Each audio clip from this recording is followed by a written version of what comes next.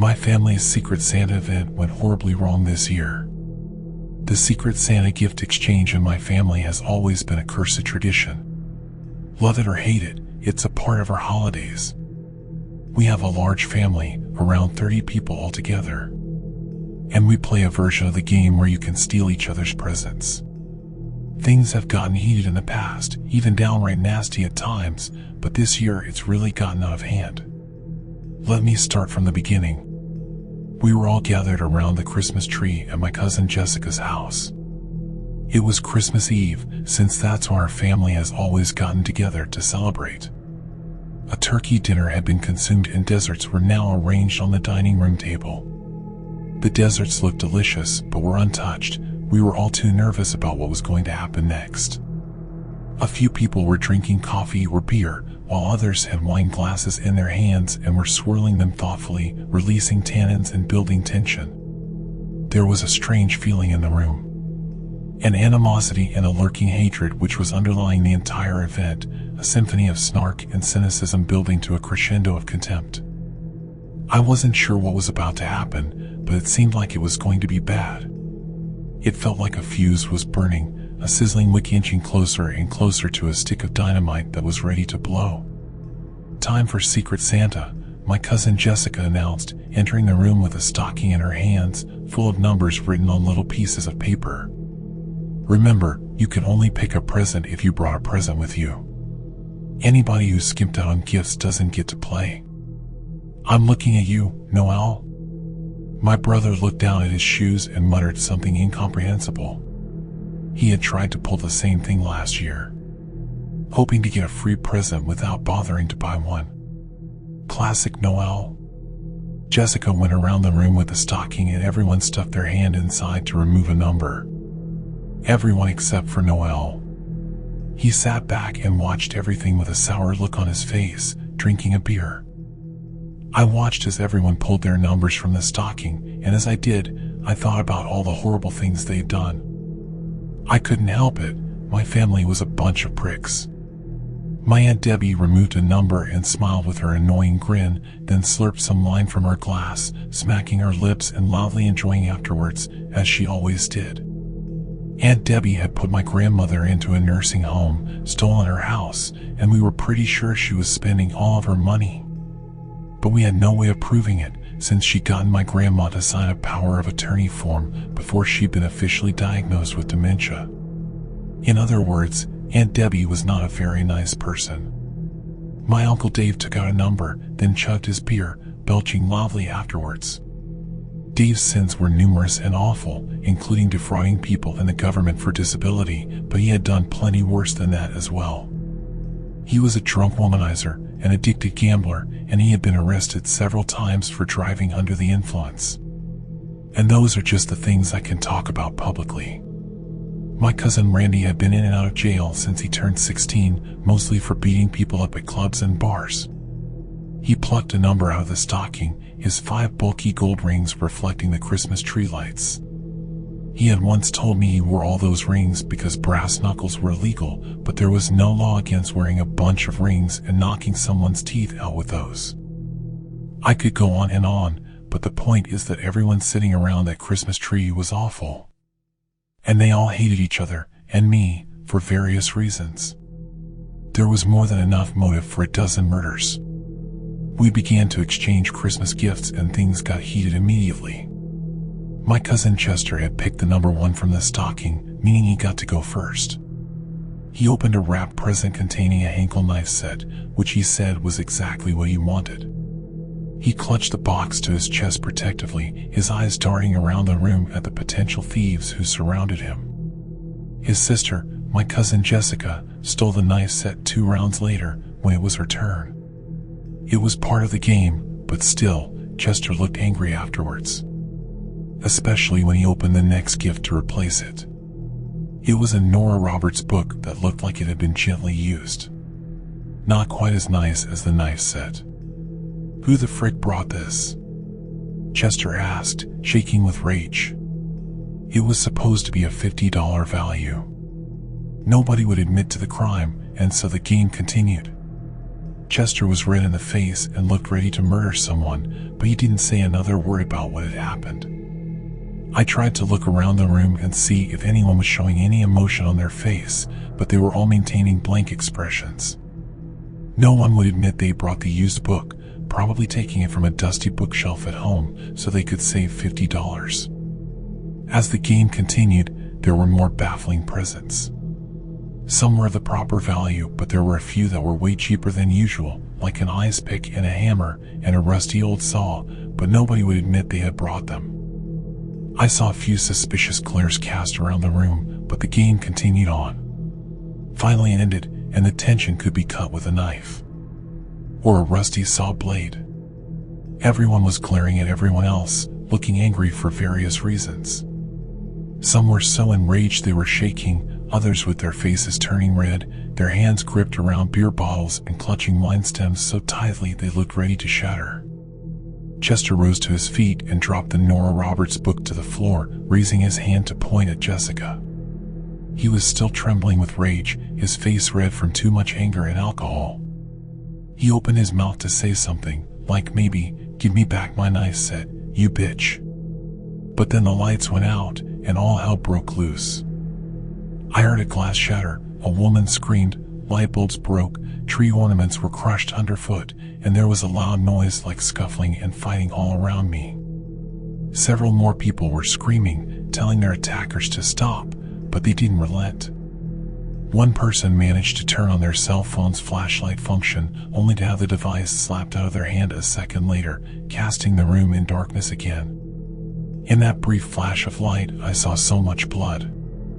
I could hear what sounded like someone's head being slammed into the ground over and over again, and that sent me running. I caught a glimpse of something strange which took me several minutes to register. At that moment, I just thought it was someone wearing a pair of round glasses, but later I would come to realize those were night vision goggles. At least one person had come prepared for this. They had known that the lights would go out, and when it would happen. Another scream could be heard, this time from a man, and I tried desperately to get out of the room, stumbling over people and furniture. I banged my knee hard against something which I at first mistook for a couch, but then realized was the back of someone's head. They fell to the floor and I accidentally stepped on their hand, feeling their bones crunch beneath my feet as I tried to escape. "What the frick?" my Uncle Dave yelled. "Whoops. Sorry," I called over my shoulder, diving into the entry hall. I landed on a pile of shoes and realized I was right beside the front door. I could easily get out and escape, then call the police. But then I tried the door handle and realized it was locked. Not only that, someone had removed the key which served to lock it from the inside. It had been installed when my grandma with dementia lived there to keep her safe, since she had run off once and nearly gotten killed. The problem was, without that key, there was no way to get the door open. Suddenly I heard a gunshot and ducked down, crawling away on all fours to try to get to cover. The basement was the safest bet, I realized. From there I could try the back door. Either that, or I could try to crawl out a window. As I raced down the stairs, I heard people screaming and howling in pain as they attacked one another. I had always joked that my family would kill each other over the holidays, but I never really thought it would happen. It turned out I didn't know them as well as I thought I did. When I got down to the basement, I checked the back door and found it was locked as well, with the same missing key predicament as the front door. Someone had planned all of this out, but who? I crossed the room to try the windows next, my mind racing as I tried to decide who was capable of all this. Chester? Aunt Debbie? Cousin Randy or Uncle Dave? Any of them seemed like possible suspects, but at the same time none of them felt right either. The windows were locked too, and not only that, they looked to be nailed shut with strange candy cane colored nails. Actually, on closer inspection, they were candy canes. Sharpened to a point and driven into the wood of the window panes haphazardly and at odd angles, as if done quickly and in a rage. This was all getting too strange. It felt like I was in a dream, a nightmare, and all I needed to do was pinch myself and I would wake up. Okay, that didn't work. From above me I heard the sounds of fighting dying down and bodies collapsing to the floor as if people were dropping dead one after another. My family was in the process of killing each other, I realized. And here I was, hiding in the basement like a coward. The longer I stood down there, cowering in fear, the more I tried to build up my courage to intervene. I needed to do something. I needed to stop all this. Christmas was supposed to be a time for families to get together and show how much they cared about each other. They weren't supposed to be murdering each other. Somehow, I had to stop them. To remind them that they really cared about each other. At least, the ones who were still alive. I crept up the stairs quietly, sticking to the outside of the steps to avoid making creaking sounds. My cell phone was in my hand and I turned on the flashlight function, hearing a sound from the kitchen to my right. It was a gurgling, choking sound. I looked to see my cousin Jessica had been hung from the fridge like a stocking above the fireplace on Christmas morning. She was hanging in place, her arms, legs, and torso secured with knives that had been driven through her and into the fridge door. Blood poured from her mouth and eyes as she tried to call for help unsuccessfully. "Chester," I muttered, realizing it had to have been him. He had done this to her as revenge for stealing her knife set. Then I heard his voice from behind me.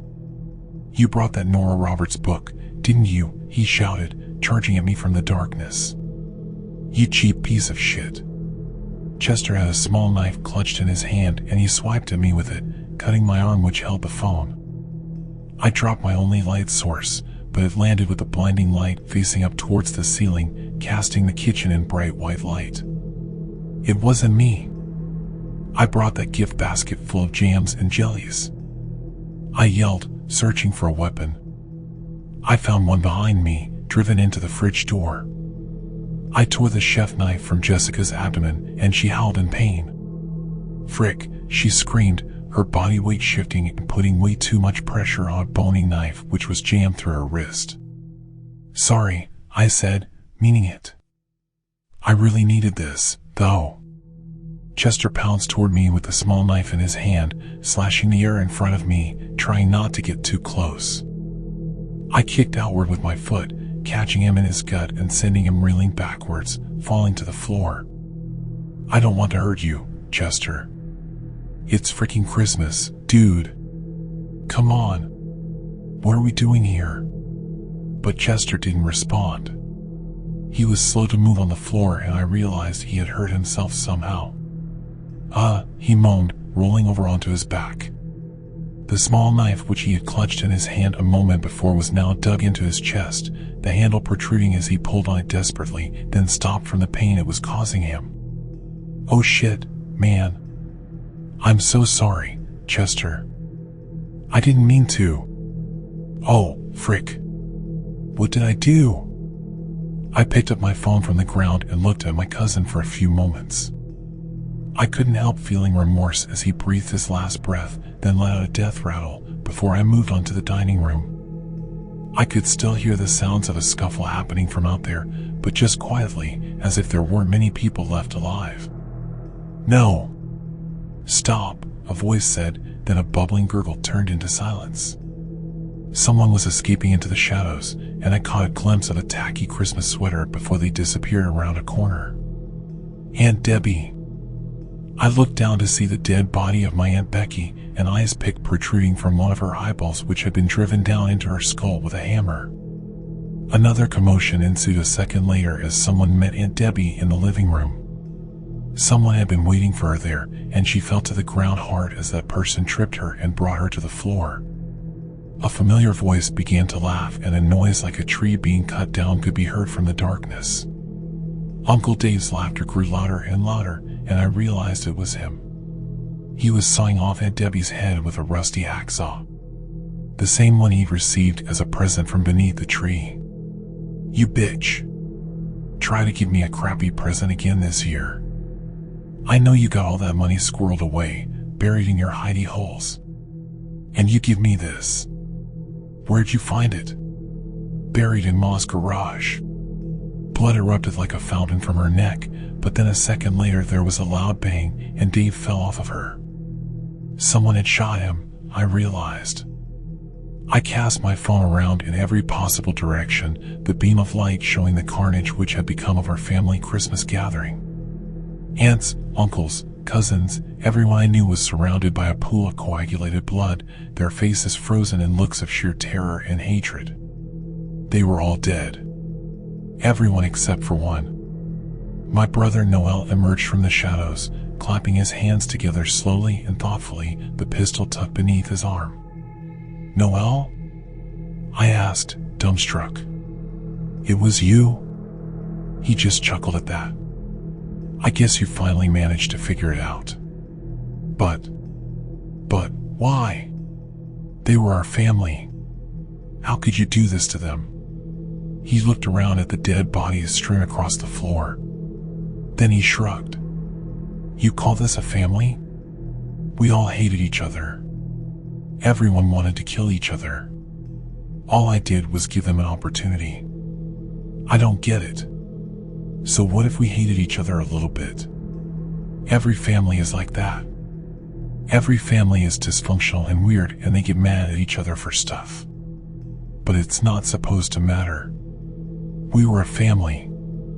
I guess you're just a bit more sentimental than me, little bro. But hey, look on the bright side. Now the two of us can keep all the presents. Everything. The knife set, the gift basket, those wood puzzles, and that sweet Nora Roberts book. It's all ours." He came towards me, his evil, twisted grin showing in the harsh white light of my phone. He looked like a monster. He was a monster. "No. I'll never join you. You're insane. You did all this just for Christmas presents. You bought night vision goggles to kill your family in the dark, when you could have just put that money towards a secret Santa item and prevented all of this." Noel looked confused at that. "Night vision goggles? I didn't buy any night vision goggles.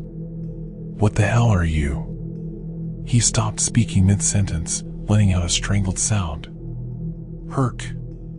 What? Noel? Are you alright?" That was when I saw the sharpened end of a candy cane protruding from his chest. Noel fell to the ground, face down, and the curled end of the candy cane could be seen jutting out from his back, stained red with blood near the entry wound. A squeaky voice laughed from the darkness. "Who the hell is that?" I asked, feeling more scared than I'd been all night. Whoever it was didn't sound like a member of my family. Their laughter sounded strange and high-pitched. Little footsteps skittered away, moving towards the stairs which led to the basement. I caught another glimpse of night vision goggles, the red-tinted lenses reflecting in the darkness. For some reason, I followed them. I needed to know who it was. I needed to know what the hell was going on. I crept back down the basement stairs, deeper into the darkened space. My flashlight beam began to flicker and die suddenly, as if it were a cheap old AA battery-powered beam instead of attached to my modern cell phone. "What the hell?" I muttered, slapping the side of the device. As I stepped foot down in the basement, the light went out completely, and I was left standing in darkness. The door at the top of the stairs slammed shut, loud and sudden, with a noise that made me jump. "Who's down here?" I called out, still holding the chef knife in my hand which I had forgotten was there. "You better answer me. I'm not messing around." A high-pitched squeak of laughter erupted from the corner of the room. And then it could be heard on the other end of the room. A similar giggle could be heard from a few feet away, behind the couch. Suddenly there were dozens of little voices, all laughing merrily from around me in the darkness. Eyes began to emerge from behind hiding places, and I could see they were all tinted red glass, belonging to the goggles of night vision masks. I was so scared my legs were shaking, my hand trembling, as I clutched the knife tightly and spun in a circle, trying not to let them sneak up on me. I was getting dizzy turning around so fast, but everywhere I looked there were more of them, their little grins too small to belong to adults and too grown up to belong to children. These were... No. It couldn't be. It wasn't possible. Elves? Above me, there was a sudden noise on the roof. More than one noise, actually. It sounded like 32 hooves dancing on the snow-capped roof of the house. And then a loud pair of boots began to trudge across the icy tiles toward the chimney. The fireplace was just a few feet away, I realized, as I heard someone sliding down the length of it, getting closer and closer by the second. A fat man in a bright red suit emerged from the fireplace. His jacket and pants were lined with white fur and a red hat with a white puff on the inside atop his head. His cheeks were rosy, as was his nose, and beneath his happy grin was the biggest, whitest spirit I'd ever seen. As he stepped out from the fireplace, his snow-covered boots dripping on the hardwood floor, I backed away, terrified of what he might do to me. He took a step forward, his face unreadable, and behind him the fireplace lit up with a loud roar, an inferno swelling within it. He laughed, coming closer. "Your family was not very nice this year, Jordan." I nearly pissed my pants as he said that, thinking he was going to kill me, to finish the job, to remove my fricked-up family from the gene pool permanently. But instead he surprised me by saying, "You were the one person not on my naughty list. Your cousin Chester, so jealous he was ready to kill his own sister for a knife set. Your Uncle Dave, so drunk and cruel he killed his own sibling out of anger over money. And your brother Noel, so greedy he wouldn't even buy a present for the gift exchange." I stuttered, trying to come up with a response. "So it was you? You planned all of this? Orchestrated this whole thing just to get them to take each other out?" He laughed merrily again. Oh, no. I would never do that. I merely sent my elves here to spy and to see it all go down. And to save your life should it come to that. You should thank them, really. Your brother was about to shoot you in the face, just so he could have that fancy knife you're holding. Did you really think he was gonna split everything with you? I dropped the knife to the ground, then fell to my knees. "Frick. They're all dead," I said through tears. "They were a bunch of dicks, yeah. But they were my family. Who the hell am I gonna spend Christmas with now?" A red-gloved hand reached down and rubbed my shoulder, while another wiped the tears from my eyes. "I'll take care of that," he said. And the fire began to spread outwards from the fireplace, spreading into the den and setting everything alight. For some reason, the fire didn't burn me. "I'll take care of everything," Santa said with a warm smile, helping me to my feet. And so, the next morning, on Christmas Day, I found myself alone, decorating my own tree. Except I wasn't totally alone. That was my gift from Santa. I hung up each decoration carefully, not wanting to break them. After all, I would not be able to replace these fragile glass orbs if they got smashed. I would need to care for them, to keep them safe. My Aunt Debbie pounded on the glass, looking terrified in her ugly Christmas sweater. I could hear her tiny voice from inside, screaming at me to let her out. My brother Noel looked more resigned to his fate as he sat inside the glass globe, watching me. I thought I could see remorse in that look on his face, but it might have just been my imagination. So, which present should I open first? I asked my family in their Christmas ornament presents. "There's a lot of them. Santa said I was really good this year.